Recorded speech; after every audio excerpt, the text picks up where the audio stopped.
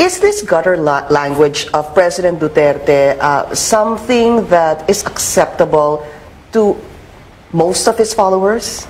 I think it's part of the package, in a way. When people elected him in office, we knew that he is like that. And he's not the first popular president who is using gutter language. I remember Hugo Chavez in Venezuela. International press has really pushed Hugo Chavez and demonized him because of his language. I remember when he talked in the United Nations, he called President using gutter language. I remember Hugo Chavez in Venezuela. Sulfur here. So it's not the first time we're seeing a head of state who is incredibly popular from his home country but has gained international notoriety for that gutter language.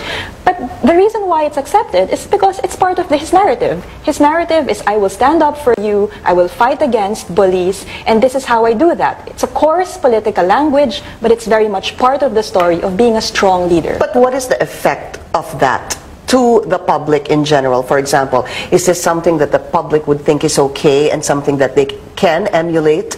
Right, and I think that's been one of the more popular analyses that we hear, right? The tone from the top matters, and whatever the tone from the top is, it transcends, it translates to the public sphere. And in a way, we see that in online discussions, right? We see people really just being nasty against Senator De Lima, mimicking what the president is saying. But I guess my appeal here would be, if we are talking like this or treating each other in this manner in social media, we have to address that filter. Do we talk to each other in the same manner in person? So I guess this is an appeal to more or less engage in a proper conversation. Even if the president has that kind of gutter language, we still are responsible for each other as citizens in terms of how we talk to each other. And the president said that very recently. He said that don't blame the media. Right. You remember he was calling on his supporters to be a little bit more calm. That's right, and they did the same thing during the elections, because I think the use of language is very strategic. It's gutter language for a reason.